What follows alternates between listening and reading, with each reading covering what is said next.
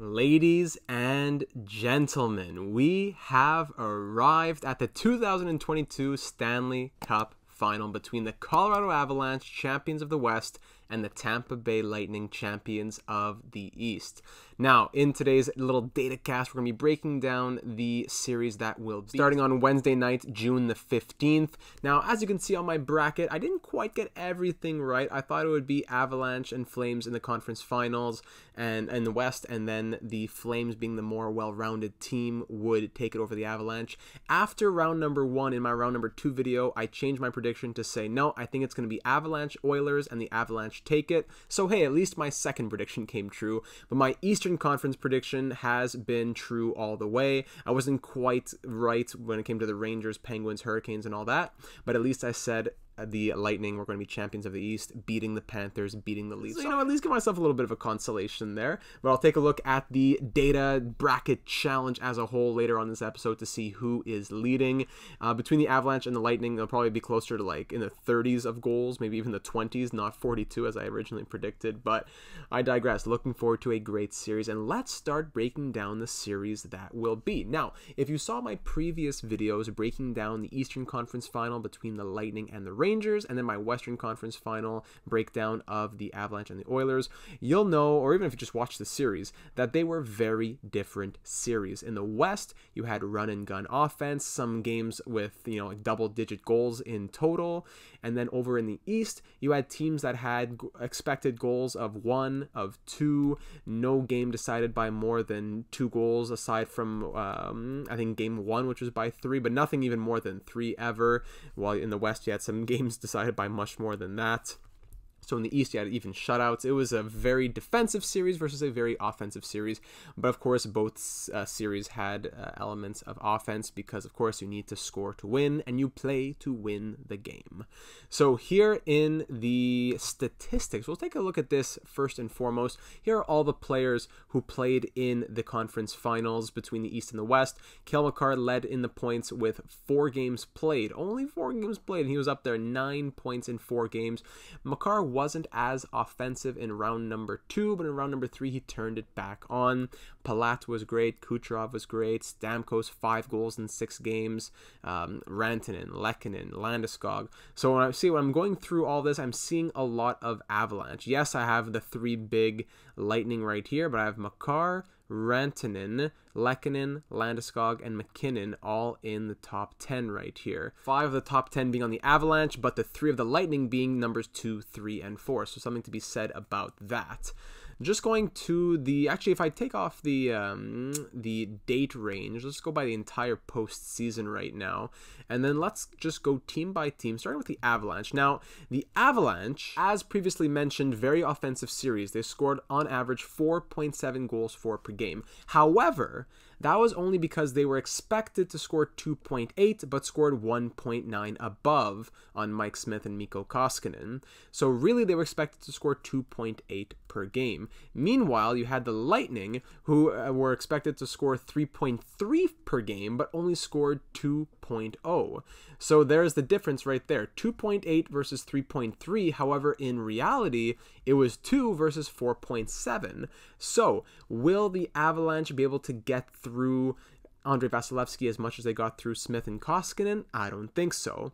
Will the Lightning be as stopped up by Darcy Kemper and Pavel Francouz as much as they were stopped up by Igor Shesterkin? I don't think so either. So the scoring, I don't know, it seems like more spread out on the Avalanche, but potentially the Lightning get the edge there, especially if Braden Point's coming back.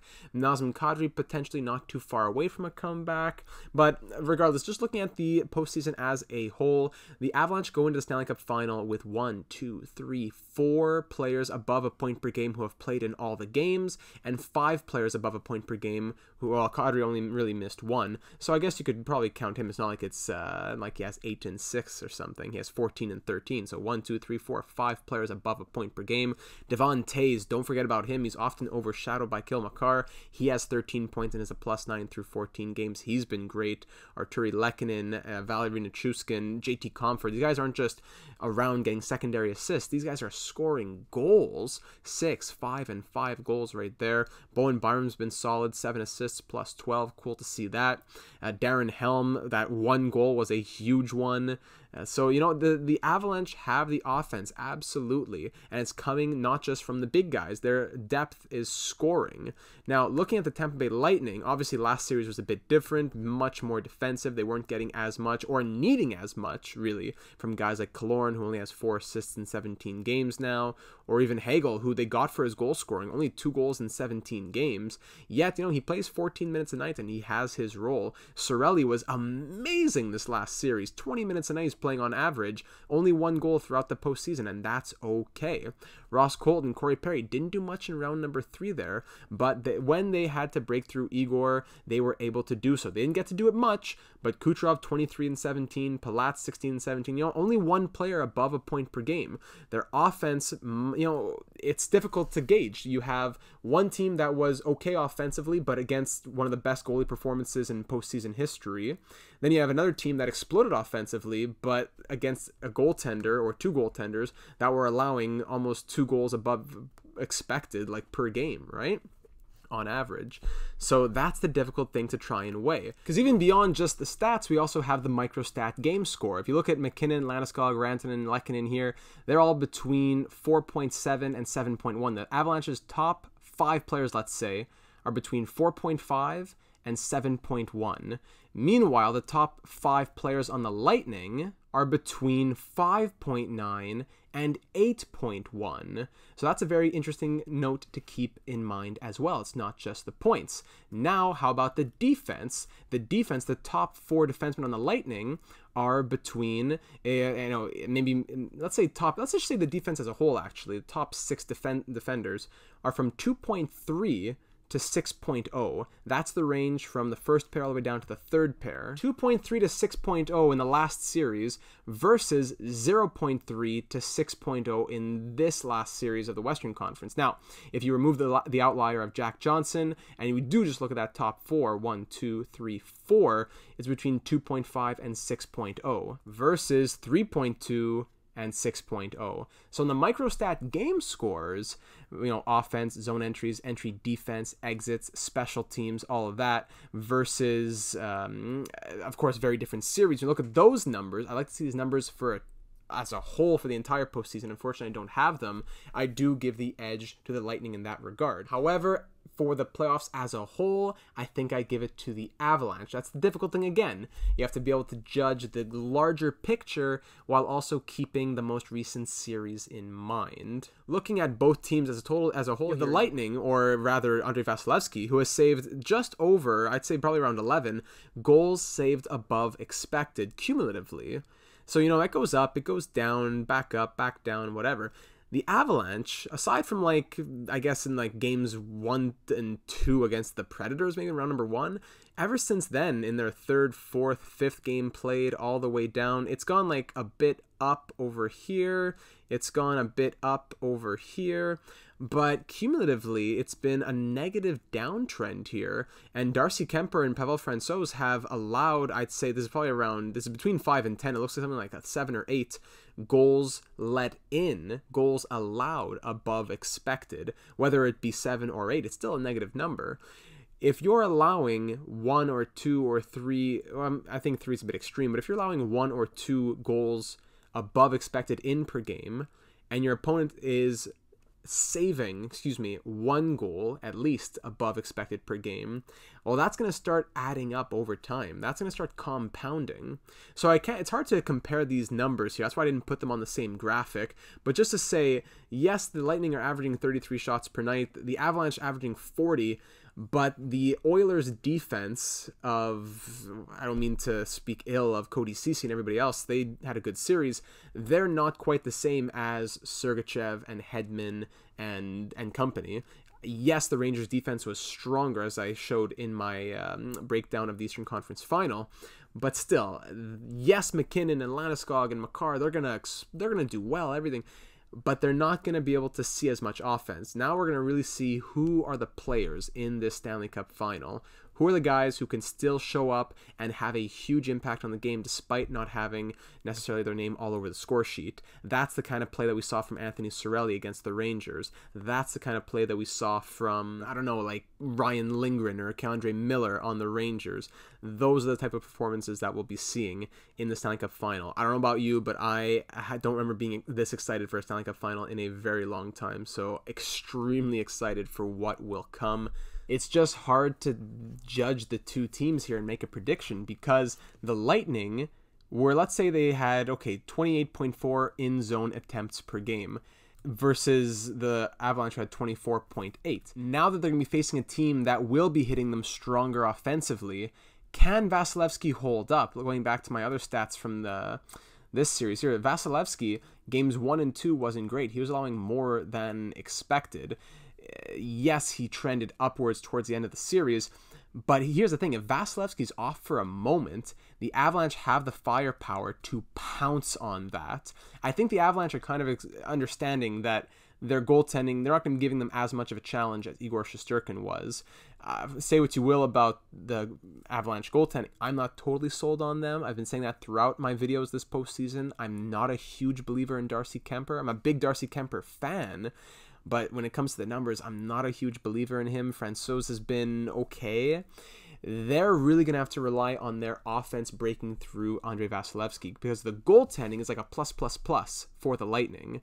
The offense, I give it a plus for the Avalanche. And the defense, it's pretty similar, but it's a plus for the Avalanche in terms of offense. Now, how much will offense be factoring into the series? Now, that is the question that will be answered as the series goes on. What goes on? What kind of series will we be watching? Is it going to be defense oriented or more run and gun that the Avalanche had against the Oilers? Two teams that have extremely different backgrounds from what they're coming from most recently. Yes, let's say in round number 1, it was a bit of a cakewalk for the Avalanche. Round number 2, it was a gritty series against the Blues. Round number 3, relatively easy sweep. They've never been challenged too much defensively aside from St. Louis, I think, in my opinion. Meanwhile, the Lightning, yes, they had a tough challenge against the Leafs. Not a huge challenge in Jack Campbell, but they were facing stronger offense. And that's a similar team to the Avalanche. I don't mean to say the Avalanche and the Leafs are on the same level, but I am saying this is the same type of matchup. A team that has okay so-so goaltending, but strong offense. That's the type of team that the Avalanche are, but even better. So if that team, the Leafs, push the Lightning to 7... will the Avalanche therefore be able to win in 6 or 7? There's the question. The Panthers, there's a lot that went wrong for the Panthers. That was all that was a lot of Andrei Vasilevsky in round number 2. Round number 3, Vasilevsky was again okay, a bit below average, a bit above average. Now, man, it could go either way. Deep in my heart, I want to go for the Avalanche. They are my second team. Again, I don't have any hate for the Lightning. Yes, I'm a Canadiens fan, and they lost last year, but I have no hate for the Lightning. I have a lot of respect for them. As much as Kucherov was annoying and everything, you can't. The stats don't lie. The stats do not lie. I would not be shocked or surprised if the Lightning won, but I do lean towards the Avalanche. Not who I expect to win, but who I think has the better odds. Does that? I don't even know if that contradicts myself in my own statement, but it makes sense in my mind. I don't know if it does in yours, but it does in mine. So finishing off here, just wanted to give my brief thoughts on the entire series before it gets underway. Not a ton you can say before it actually begins, but I want to look at a little update on the Data 72 Bracket Challenge. Dexter, currently number 1. He had the Stanley Cup Final picked exactly correct. Yes, he did. He had the Rangers and Lightning in the East, and he had Colorado, Calgary in the West. So he was 3 for 4 on the conference matchups, and he has the Stanley Cup Final down. He says the Lightning are taking it and 36 goals in the series. Currently leading the leaderboard there. He will have a created player in not our next franchise mode series, which begins in a few days, but in the one after that, possibly the one for NHL 23, but we'll remember him. Behind him, well, he has a possibility for 355 points. No one will be able to catch up to him in terms of possible points, but Ju Sakic losing bracket 101, or Gui or Ju, I'm not sure how you want me to pronounce that. Clicked on the wrong one. I'm not sure why it's not coming up. The third place one comes in, M068 bracket. He had also Avalanche Lightning in the final, but he says that the Avalanche will win the Stanley Cup. So again, I'm not sure why the second place one is not coming up, but regardless, we'll find out once the playoffs come to an end. We have a few teams, the championship pick will get a lot of points, so the top 5 teams here all have the Avalanche or the Lightning in the championship. A few other teams here, Lightning here in 7th, Lightning here in 10th. My bracket down here in 12th. Unfortunately, I can't get above 163. I should have gone with my gut originally and gone with the Avalanche. I didn't want to just choose the first place team, but I always have been a supporter of the Avalanche, so win some, you lose some. At least my my predictions weren't totally off. Look at my bracket here. There you go. So there's still some. My max points have been reached, but there's still some hope for some other players in the top 5 of the bracket challenge there. So there are my thoughts based on the analytics of what we've seen. The Lightning have shown that they can dominate a series and still have it be a tight one, while the Avalanche have had, I don't want to say an easier path, as that series against the Blues was very tough, but they have a couple sweeps and they're really going to be tested now. Their offense is there. Now coming up against the best goalie that they've seen, can they continue while also maintaining the defense? Because even against the Oilers, and I say even, understanding that Draisaitl and McDavid combined for like 40 points, but even against the Oilers, that are not a very strong team offensively, aside from maybe their top guys, McDavid, Draisaitl, Kane, etc., they were only allowing 0.7 goals above expected. Will they be able to maintain numbers like that against Stamkos, Palat, Kucherov, while also still scoring enough to balance it out in their favor, to outweigh it? So there are all my thoughts on the upcoming Stanley Cup final. I'm going to go Avalanche in 7. I know that's probably everyone's saying in 7, whether it be the Lightning or the Avalanche, but why not? I hope it's just a good series. That's all I'm hoping for. I want a good series. I'm going to say Avalanche in 7, and hopefully I'll keep close to perfect predictions after the first round. Even my first round wasn't horrible.